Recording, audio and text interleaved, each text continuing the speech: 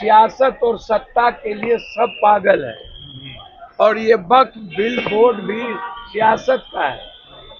Tariff पर बात आप करते ही नहीं है कि हिंदुस्तान के किसान का अब क्या होगा, हिंदुस्तान की इकोनॉमी का क्या होगा। मोदी जी और जोगी जी, पहले तो हिंदू सम्राट की लड़ाई है आप दोनों की, आप लड़ लीजिए, कटोगे तो बटोगे। इसमें पसमंदा अगड़ा पिछड़ा कोई जात कहाँ आता है। इनकी मानसिकता ही आरएसएस की गुलाम करने की है, हर जाति के धर्म को गरीब की।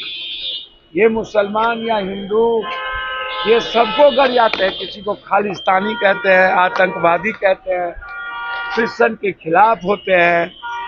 वक्फ संशोधन विधेयक लोकसभा और राज्यसभा दोनों सदनों से पास हो गया। ऐसे में नीतीश कुमार का अगर जिक्र कर लिया जाए तो उनका पार्टी का भी जो है समर्थन एनडीए को रहा। ऐसे में जब पप्पू यादव से सवाल किया गया वक्फ संशोधन विधेयक को लेकर कि दोनों सदनों से पास हो गए हैं, एनडीए में बात करें तो जदयू का भी समर्थन मिला। उस पर कहते हुए नजर आ रहे हैं पप्पू यादव, नीतीश कुमार एनडीए में एकमात्र सेकुलर नेता है, उनको जो है खत्म करने की कोशिश की जा रही है। सुनवा रहे हैं मुख्यमंत्री नीतीश कुमार को लेकर और साथ ही साथ वक्फ संशोधन विधेयक को लेकर क्या कुछ कह रहे हैं पूर्णिया सांसद पप्पू यादव। अरे भैया, और पत्रकारें लोग सेकुलर नॉन सेकुलर तय कीजिएगा। हम तो कह ही दिए हैं, नीतीश कुमार के 90% बड़े नेता बीजेपी के साथ उनका दूध मिश्री का रिश्ता हो गया। तो समय आपको बताएगा। ये जो बीजेपी की मानसिकता है मंडल विरोधी है। जब मंडल की लड़ाई हो रही थी तो बीजेपी ने कमंडल ले आकर के हजारों लोगों को मरवा दिया। बीजेपी की मानसिकता, इनके जो गुरु गोलवरकर है उनकी किताब में लिखी हुई है, जो दूसरे धर्म के लोग हैं, क्रिश्चियन, बौद्ध, सिख, सबको हिंदू होना पड़ेगा।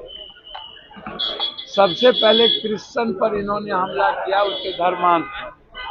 उससे पहले बौद्ध धर्म पर हमला किया था। तो जो लोग बात करते हैं, इस्लाम तो बहुत बाद में आया। और वक्फ बिल का जो सवाल है, ये कोई एक दिन की बात नहीं है। नोटबंदी के समय में भी लोगों ने कहा कि मुसलमान सूद ब्याज नहीं लेते हैं, बैंक में जमा पैसा नहीं करता, यदि नोटबंदी कर दीजिएगा तो मुसलमान का पैसे सब खत्म हो जाएगा। भैया, मुसलमान का तो पैसा खत्म नहीं हुआ, 140 हिंदू मर गए। आप उठा के देख लीजिए, एक भी मुसलमान नहीं मरा। जीएसटी की स्थिति आप उठा के देखिए। भैया, इनकी मानसिकता कोई नया नहीं ना है। ये कहते हैं कि मैं जमीन बेच के पसमंदा मुसलमान या अत्यंत पिछड़ा मुसलमान के लिए करूंगा। अरे मोदी जी और जोगी जी, पहले तो हिंदू सम्राट की लड़ाई है आप दोनों की, आप लड़ लीजिए, कटोगे तो बटोगे। इसमें पसमंदा अगड़ा पिछड़ा कोई जात कहाँ आता है। साउथ अलग हो गया, नॉर्थ अलग हो गया। आपके व्यवहार से आपसे हम पूछते हैं, आपने कहा मुसलमान मशीन है बच्चा पैदा करने और कपड़े से पहचाने जाते हैं। कुंभ में एक भी मुसलमान का दुकान नहीं लगेगा। आप उठाइए ना, आप आज की बात नहीं है। जब आप मुगल और बाबर की बात करिएगा तो सबसे ज्यादा माफी तो यही लोग मांगे हैं अंग्रेज से, समझौता किया है। और वक्त तो एक भटकाने का माध्यम है, रास्ता है। ये बात तो गोलवरकर ने कहा था, साहूकारों को बढ़ाओ और गरीबों को 5 किलो अनाज दे करके गरीब रखो ताकि वो गुलाम रहे। तो इनकी मानसिकता ही आरएसएस की गुलाम करने की है, हर जाति के धर्म को गरीब की। ये मुसलमान या हिंदू ये सबको गर जाते हैं, किसी को खालिस्तानी कहते हैं, आतंकवादी कहते हैं, क्रिश्चियन के खिलाफ होते हैं, बौद्ध के खिलाफ। तो पहले से ही बौद्ध को किसने भारत से भगा दिया। और क्यों बौद्ध धर्म आए?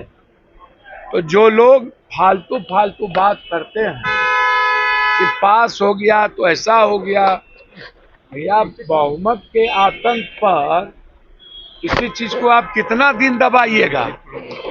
फिर जब कोई नई सरकार आएगा तो अमेंडमेंट करेगा कहीं न कहीं किसी न किसी। और अभी सुप्रीम कोर्ट भी लोग गए हैं। जब संविधान की व्याख्या करनी होगी तो सर्वोच्च न्यायालय ही न करेंगे।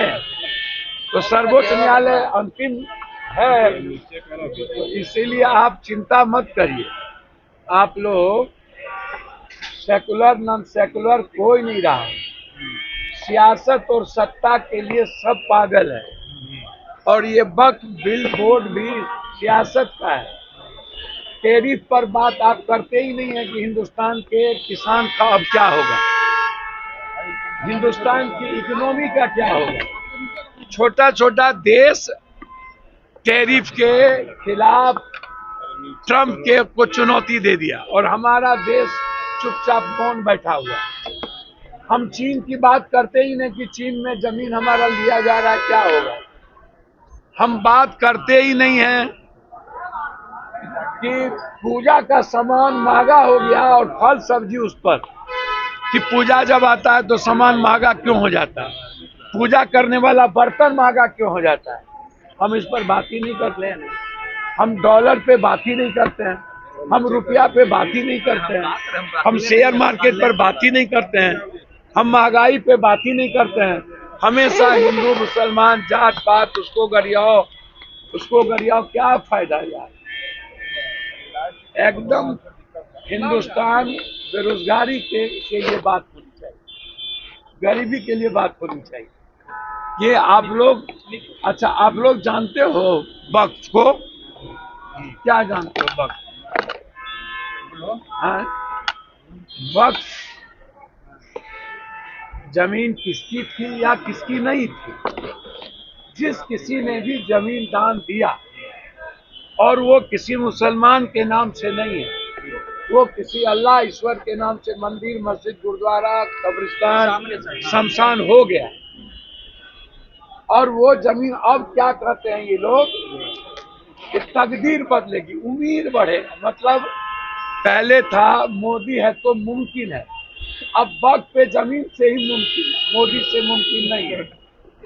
मोदी जी ने कहा था 15 लाख रुपया, वो भी गायब। नोटबंदी, वो भी गायब। जाली नोट, वो भी गायब। जीएसटी, वो भी गायब। भैया मोदी जी का याद करिए ना, पाकिस्तान खत्म कर देंगे, वो भी गायब। पुलवामा के बाद वो भी गायब।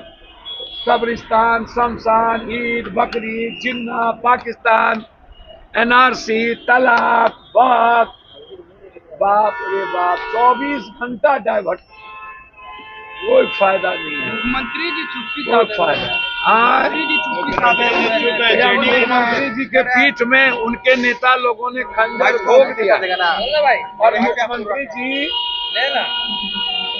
जो सेकुलर और वैचारिक पर्सनैलिटी है वो अकेला थकेला पड़ दिए। बीजेपी ने अपना अंतिम शस्त्र फेंक कर नीतीश कुमार की विचारधारा पर हमला किया है। बीजेपी ने अपना अंतिम शस्त्र फेंक कर नीतीश कुमार की विचारधारा पर हमला किया है और चुनाव के अंतिम दिन जनता दल को खत्म करने की तैयारी, इनके 90% नेता तो मिल गए बीजेपी में। धन्यवाद।